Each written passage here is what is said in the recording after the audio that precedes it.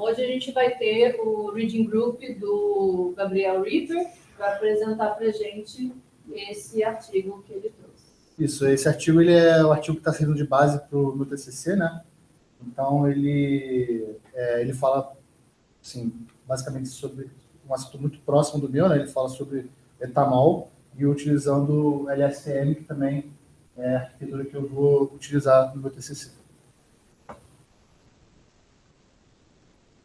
Então, eu dividi aqui a apresentação do artigo nesses 4 tópicos: introdução, abordagem, objetivo de estudo, metodologia e resultados. Introdução, abordagem.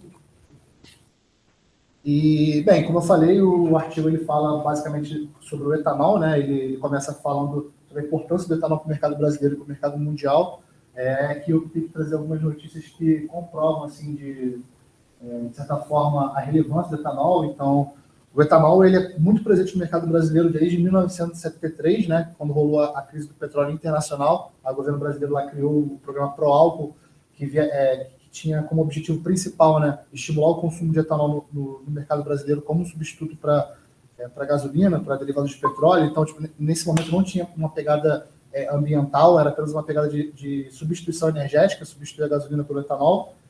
E a partir daí eles tornaram obrigatório um percentual de mistura do etanol na gasolina, né? Isso aí é uma coisa que é muito presente, é uma coisa muito importante. E essa notícia aqui, ela é de 2 meses atrás, né, do governo pensando em aumentar essa mistura, né? Hoje em dia ela é 27%, eles querem tirar para 30%.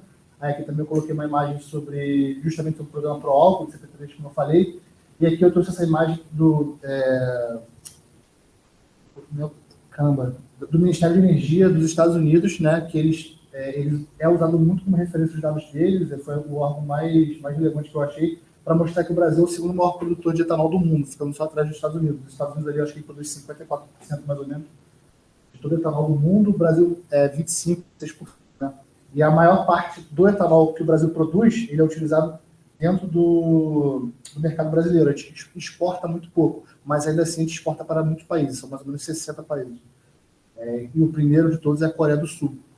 E isso é muito interessante, porque o Brasil ele é o país que produz o etanol mais eficiente do mundo. Nenhum etanol é tão eficiente quanto o nosso. Então, os países que têm uma agenda ambiental muito forte, eles priorizam o nosso etanol ao etanol estadunidense, por exemplo. A relevância do estudo está em cima disso, né?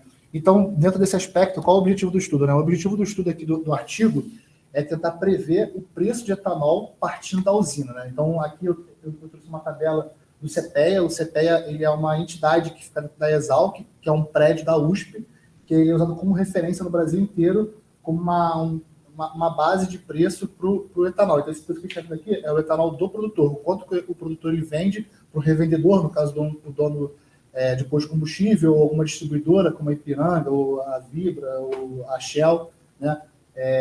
Para que esse produto seja comercializado. Então, o objetivo do artigo é esse, tentar prever esse preço aqui, esse preço base que o CPEA solta semanalmente, né? Semanalmente, a gente tem dados semanais. E é isso, esse é o grande objetivo do artigo. Quais são as metodologias que eles utilizaram, né? Aí aqui também eu dividi mais uma vez, então eu vou falar um pouco sobre como o pré-processamento dos dados, sobre o LSTM, os modelos comparativos que eles utilizaram para fazer essa comparação, com perdão aqui da minha repetição, e as métricas de avaliação. Então, o pré-processamento dos dados deles, eu achei bem sucinto, assim, né? Eles normalizaram, né? Eles normalizaram ali usando o Standard Scaler do Scikit-learn, né? E também eles... um detalhe importante, né? Eles, para fazer a previsão, eles utilizaram a própria série temporal, né? Eles não utilizaram nenhum tipo de fator exógeno para poder fazer a previsão deles. Só que eles não usaram apenas a série temporal, né? Eles utilizaram a série temporal e dividiram ela em 6 features, 6 variáveis aqui, né? E eu acho que a grande proposta deles, do artigo deles, foi esse ponto aqui, como eles subdividiram a análise, a série temporal deles para poder fazer as previsões, né? Então, aqui tem só o plot do histórico de dados, que eles pegam de 2010 até 2020, eu tive que botei aqui, e também aqui a tabela deles, que eles usam na parte que eles explicam a metodologia deles, né? Então, qual é a ideia deles? Eles utilizam janelas móveis para poder falar sobre o preço em determinado momento. Então, e eles usam isso, eles fazem essa separação em dias, aqui estão os dias, né? 63 dias, 126 dias, 202 dias. Isso aqui são dias úteis, né? Então, aqui no 202 a gente tem a compreensão de um ano, eu acho que 63 seria 3 meses, mais ou menos, 126 ali, 6 meses, é isso mesmo. É 3, 6 e 12 meses. Então, beleza. Então, por que eles fizeram essa subdivisão de forecast, né, de previsão? Porque eles falam que aqui são diferentes etapas da maturação da cana-de-açúcar. Isso foi um detalhe que eu não falei, desculpa. O etanol brasileiro ele é feito majoritariamente utilizando cana-de-açúcar. Isso é um diferencial nosso também. O Brasil eu não sei se é o maior produtor de cana-de-açúcar do mundo, eu acho que é, mas esse é o grande diferencial. A gente usa a cana-de-açúcar que proporciona essa alta eficiência no nosso etanol, diferentemente dos Estados Unidos, que usam milho, por exemplo. Né? E beleza, tá bom. Então eles usam isso com essa premissa de que aqui eles estão cumprindo várias etapas de maturação da cana-de-açúcar, então faria mais sentido. Então, aqui eles entram um pouco na questão da oferta e demanda. Então, se você tem uma grande oferta de cana-de-açúcar, né? Então você tem uma grande quantidade de biomassa para produzir etanol, você diminui o preço do etanol, né? Então a premissa deles é essa. E aqui eles criam essas janelas, né? Então, quando eles querem, para prever cada preço, eles têm o dado de hoje, o dia de hoje, então eles vão querer prever. Aqui eu estou falando de 63 dias à frente, né? 63 dias úteis à frente, 3 meses no geral. Então eles vão pegar o de hoje, eles vão pegar 63 dias úteis atrás, aí depois vão fazer daqui o múltiplo, né? Então aqui é 63 laboradores, enfim. Né? E eles têm essas 6 features para cada um desses períodos. Essa que é a metodologia deles. Essa que é a grande proposta deles. Então é isso que eles fazem, além da normalização que eu comentei no começo. E pronto, essa que é o pré-processamento dos dados deles.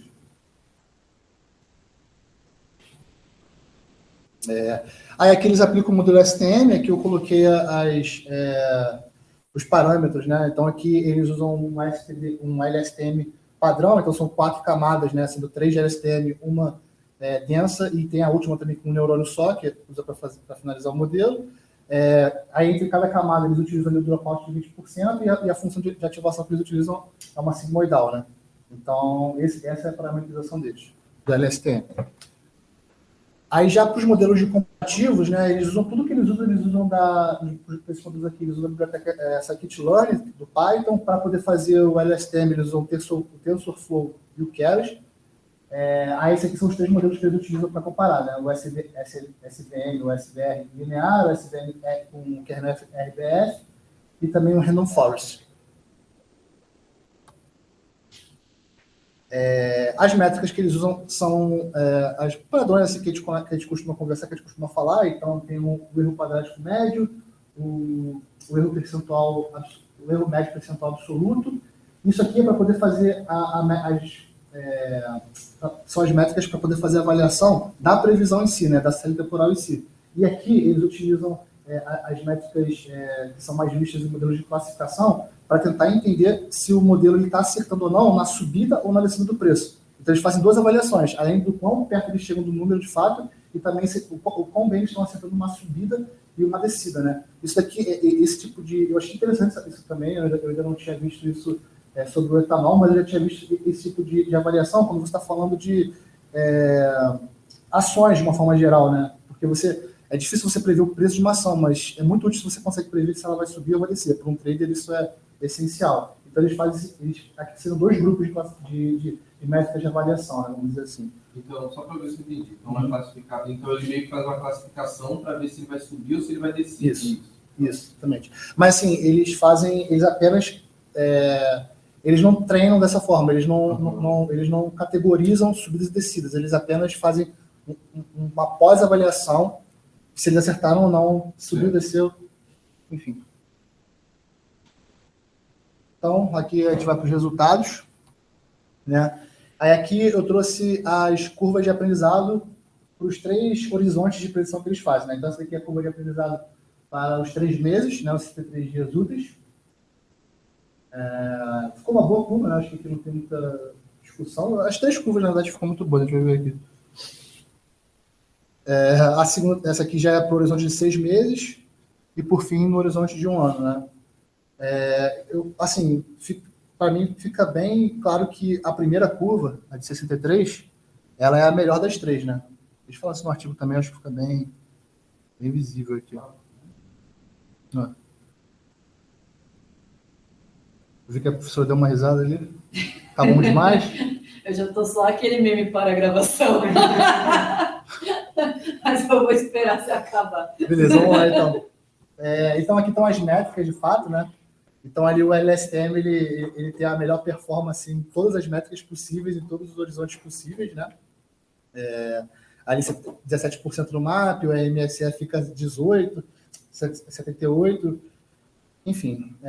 O modelo ficou ok, né? Claro. Então, pro LSTM, ele só usou o erro quadrático e o percentual, né? Isso. E aí o de classificação foi depois. Foi depois, ele faz isso em 2 momentos dos resultados dele. Mas eu não entendi ainda se o label que o LSTM está aprendendo sobe e desce ou se é o preço de fato. É o preço de fato. É o preço de fato. O do sobe e desce é o pós com de Ele vai classificação. só analisar esse valor. Exatamente. Ele não faz um treinamento tipo, com um label 01, tipo, subiu e desceu. Ele E qual que é só. a função de loss que ele está usando? Eu tô. Qual foi esse lote? Então, eu tô todo selotado no final. Não, do LSTM acho que eu não tem, não. Depois você me mostra, então. Não, professor, desculpa, a função de loja do LSTM, eles não falam no artigo, eu não notei. Isso não tem escrito, eu tenho um dos outros. Por que isso é relevante? Só porque eu queria saber, porque se ele está prevendo... Volta para mim no gráfico. Qualquer um? Esse aqui é um gráfico de loss, por exemplo, né? Ele está se aproximando de zero. Como ele está prevendo o preço, a gente não tem como saber exatamente qual que é aquela escala ali, né? Só que pode ser que esse erro ainda seja grande, sendo que é preço. Entendeu? Deve estar variando. Uma pergunta que eu não sei se eles chegam a citar ou não. Esse eixo Y, que está tipo 200 mil, 150 mil, 100 mil, Não é 200 mil, não. É 200. tá. Mas a pergunta... Eu acho que eu sou em 200. Então, exato. Isso é muito alto. Então, e supondo que ele está prevendo o preço por litro e que o loss tem alguma coisa a ver com a diferença, é esperado que aquela tendência ali para zero, ele deve estar chegando perto do preço esperado, né? Só que se ele estiver errando R$5, é um baita erro. Por isso que eu estou perguntando qual que é o loss. Se ainda um erro muito... Na escala, como ele começou em 200, parece que está pouco. Qual seria o lote que você usaria nesse caso? Um erro quadrático médio. Não, mas ele falou isso não é o absoluto que ele está usando? Não, ele está usando como métrica.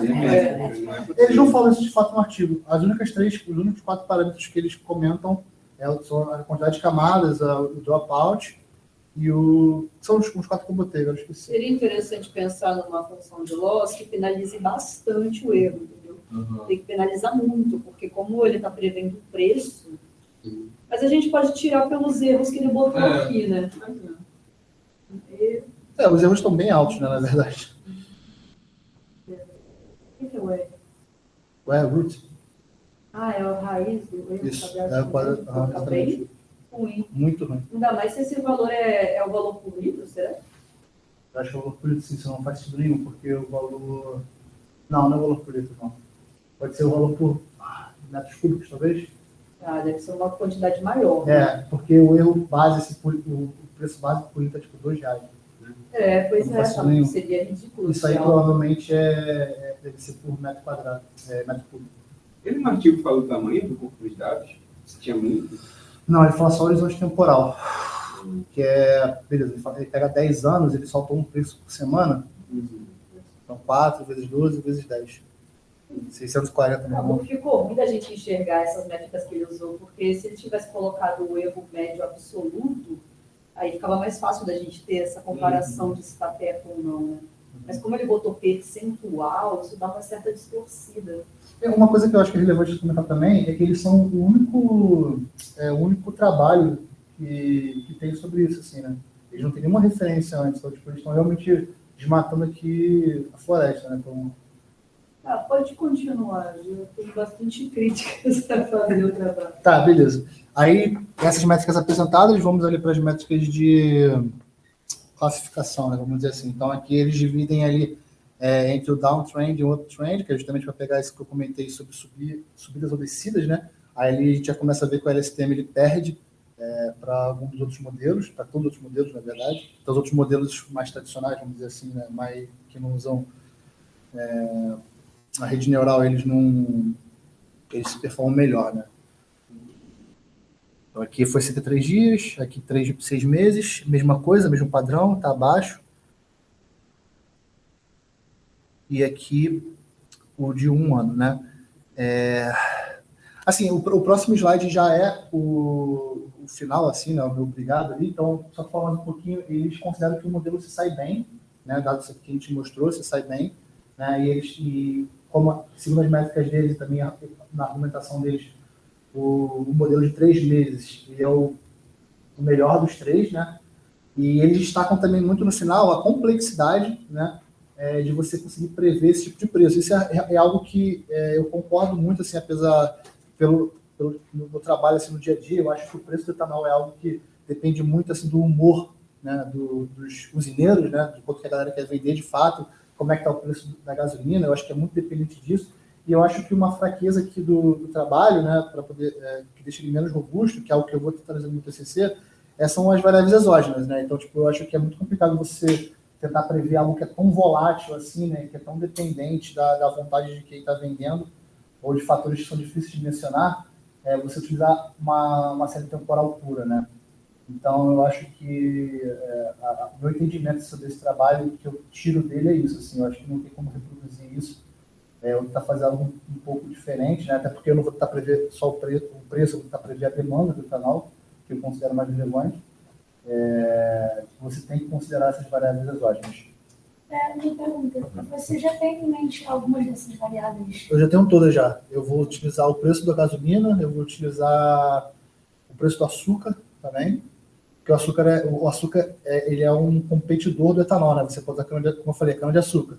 Então, para um usineiro é muito fácil de transicionar a usina dele para açúcar. Realmente é algo, que chega até a ser curioso, na minha opinião. O cara consegue mudar a operação dele em um mês, sabe? É bizarro isso.